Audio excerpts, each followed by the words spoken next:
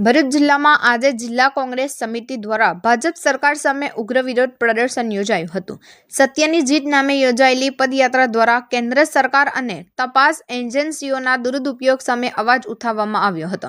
કોંગ્રેસ દ્વારા સોનિયા ગાંધી અને રાહુલ ગાંધી સામે નેશનલ હેરાલ્ડ મામલામાં ઈડી દ્વારા કરવામાં આવેલી કાર્યવાહી તથા કેસને લઈને તેને રાજકીય બદલા તરીકે ગણાવી વિરોધ નોંધાવવામાં આવ્યો હતો। આ પદયાત્રા શરૂ થયા તે પહેલા જ પોલીસ દ્વારા કોંગ્રેસના આગેવાનો અને કાર્યકરોને અટકાયત કરવામાં આવી હતી। અટકાયત દરમિયાન કોંગ્રેસના આગેવાનો અને પોલીસ વચ્ચે ઘર્ષણના દ્રશ્યો સર્જાયા હતા, જેમાં સ્થિતિ તંગ બની ગઈ હતી। મોટી સંખ્યામાં પોલીસ બંદોબસ્ત ગોઠવીને પરિસ્થિતિ પર નિયંત્રણ મેળવવામાં આવ્યું હતું।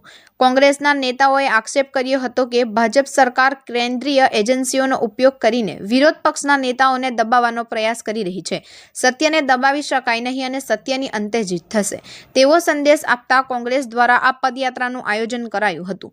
આ પ્રદર્શન દરમિયાન કોંગ્રેસના પૂર્વ જિલ્લા પ્રમુખ પરમિલસિંહ રાણા, શહેર પ્રમુખ સલીમ અમદાવાદી, પાલિકા વિપક્ષના નેતા શમશાદ અલી સૈયદ, શેરખાન પઠાણ સહિતના આગેવાનો, કાર્યકરો અને સમર્થકો મોટી સંખ્યામાં ઉપસ્થિત રહ્યા હતા।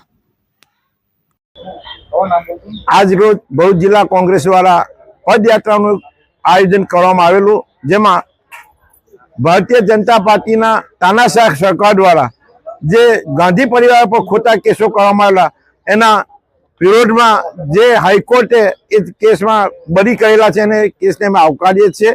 સાથે સાથે ગાંધી પરિવાર પર કોંગ્રેસના તમામ કાર્યકરો પર જે ખોટા કેસો કરવામાં આવેલા છે એ તમામ કેસોને અમે ડિનાય કરીએ છીએ અને આવનાર સમયમાં ભારતીય जनता पार्टी જે પણ કાર્યક્રમો કરે છે તેના અમે વિરોધ કરવાના છે અને ભારતીય જનતા પાર્ટી તાનાશાહ સરકારને 2027માં ગુજરાત બાજુ ઉખાડી પાડવાનો જે રાહુલ ગાંધીનો નિયમ છે એ સાથે અમે ખભે ખભા મિલાવીને કામ કરીને 2027માં આ તાનાશાહ સરકારને ઉખાડી પાડવામાં અમે કોંગ્રેસના કાર્યકરો સાથે રહીને એમની સાથે રહીશું। સત્યમેવ જયતે।